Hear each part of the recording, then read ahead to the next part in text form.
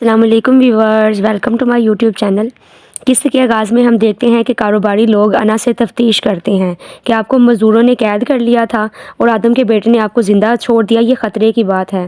انا کہتی ہے کہ پاور اور آدم ہمارے پاس ہیں تو کوئی خطرہ نہیں۔ تو وہ کہتے ہیں کہ اتنا سب ہونے کے باوجود بھی چند معمولی افراد نے آپ کو قید کیسے کر لیا۔ یہ سن کر انا پریشان ہو جاتی ہے اور سوچ میں پڑ جاتی ہے، آخر مجھے شامر نے زندہ کیسے چھوڑ دیا۔ دوسری طرف ضمیر نوروز آدم کو ساری کہانی بتاتا ہے کہ میں نے نواب کے لیے اپنی زندگی داؤ پر لگائی، مگر وقت آنے پر نواب نے میرا ساتھ نہیں دیا۔ شامر نے میری جان بخشی ہے، میں تمہارا اور تمہارے بیٹے کا قرض دار ہوں۔ دوسری طرف شامر کی ماں اسے مدیحہ سے شادی کے لیے کہتی ہے تو وہ انکار کر دیتا ہے کہ صاحب کے باہر آنے کے بعد دیکھیں گے۔ شامر کی ماں کہتی ہے کہ تمہیں انا کو زندہ نہیں چھوڑنا چاہیے تھا، ان کی قید میں تمہارا باپ ہے۔ دوسری طرف انا کو یہ بات سکون نہیں لینے دیتی کہ شامر نے موقع ہوتے ہوئے بھی اسے زندہ کیسے چھوڑ دیا، جبکہ میں نے شامر کو دھوکہ دیا تھا۔ وہ شامر کے گھر پہنچ جاتی ہے، اس سے اور اس کی ماں سے اپنے دھوکے کے لیے معذرت کرتی ہے اور شامر سے کہتی ہے کہ تم نے مجھے مارا کیوں نہیں۔ تو وہ کہتا ہے کہ میں تم سے محبت کرتا ہوں، میں تمہیں ہمیشہ زندہ چھوڑوں گا اور تم بھی اپنی محبت سے مجبور ہو کر یہاں آئی ہو۔ شامر کی ماں اسے وہاں سے جانے کا کہتی ہے اور کہتی ہے کہ ہم مہمانوں کی بہت قدر کرتے ہیں، مگر وہاں نواب کی بیوی سے دیکھ لیتی ہے۔ دوسری طرف ضمیر انا کو وارننگ دیتا ہے کہ سوچ سمجھ کر آدم کو چھوڑنا، یہ تمہیں نقصان پہنچائے گا۔ پھر ہم دیکھتے ہیں کہ انا آدم سے کہتی ہے کہ میں نے تمہیں چھوڑنے کا فیصلہ کر لیا ہے۔ قید میں ہونے کے باوجود بھی آدم کو خبر ہوتی ہے کہ انا آدموں کی حویلی گئی تھی۔ آدم کہتا ہے کہ ایک احسان تم کر رہی ہو، ایک احسان میں کرتا ہوں، اور اس کے سامنے اس کی ماں کی موت کا راز کھولتا ہے کہ تمہارے باپ نے تمہاری ماں کا قتل کیا تھا۔ یہ سن کر انا غصے میں آ جاتی ہے اور اپنے باپ پر گن تان لیتی ہے۔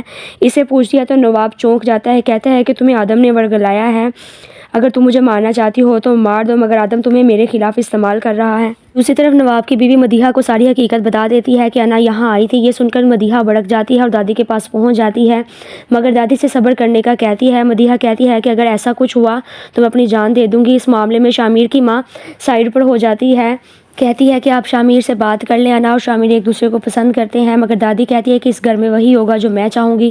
پھر ہم دیکھتے ہیں کہ نواب کی بیوی سے فون کرتی ہے اور انا کے وہاں پہ جانے کے بارے میں بتاتی ہے اور معافی مانگتی ہے، مگر نواب کو اپنی بیوی کی کوئی پرواہ نہیں۔ دوسری طرف نواب آدم سے کہتا ہے کہ تم نے اچھا کھیل کھیلا ہے، میری بیٹی کو میرے خلاف کر دیا ہے، مگر یہ وقت زیادہ دیر تک نہیں رہے گا، تم جیت نہیں پاؤ گے۔ تو آدم کہتا ہے کہ چوٹ وہاں کرو جہاں درد زیادہ ہو۔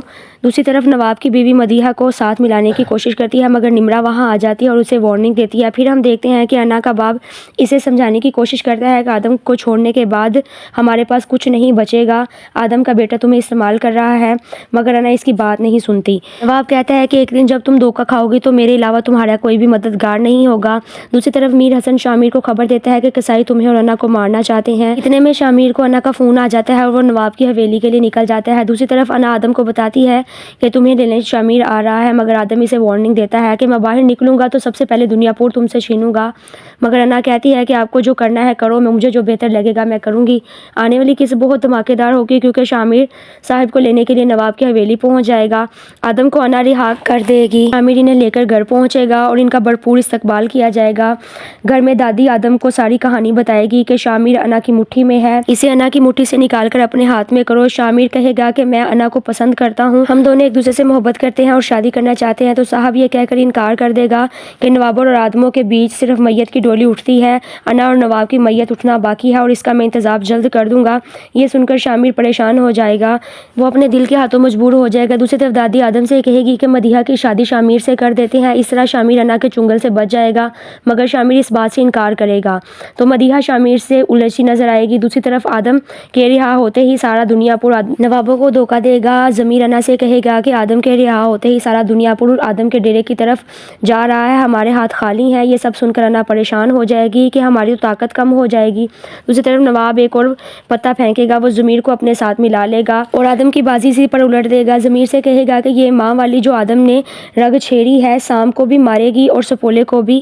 انا جب ضمیر سے پوچھے گی کہ میری ماں کا کس نے قتل کیا ہے تو وہ آدم کا نام لے دے گا۔ یہ سن کر انا کی ہوائیاں اڑ جائیں گی کیونکہ اس نے اپنے خواب و خیال میں نہیں سوچا ہوگا کہ آدم اس کو ہتھیار کے طور پر استعمال کرے گا۔ اب وہ تکلیف سے تڑپنے لگے گی کہ اتنا بڑا دھوکہ وہ اب اپنی چال چلے گی، آدم کے بیٹے سے ملاقاتیں کرے گی، اس کو پیار کے جال میں پھنسائے گی اور اس قدر پھنسائے گی کہ وہ آدم کے خلاف کھڑا ہو جائے گا۔ دوسری طرف ضمیر انا کو سمجھائے گا کہ یہ راستہ بہت رسکی ہے، شامر سے شادی کر کے بہت بڑا رسک لوگی۔ انا کہے گی کہ آدم سے اپنی ماں کی موت کا بدلہ لوں گی، اسے اپنے ہاتھوں سے گولی ماروں گی اور یہ بہت بڑا انعام ہوگا۔ آنے والی قسط کا شدت سے انتظار رہے گا۔ آنے والی قسط میں انا کا ٹرن ہونے والا ہے، وہ اپنی چال چلنے والی ہے۔ اگر آپ سب کو میری ویڈیو اچھی لگی ہو تو ویڈیو کو لائک کر دیں اور چینل کو سبسکرائب کر دیں۔ Thank you.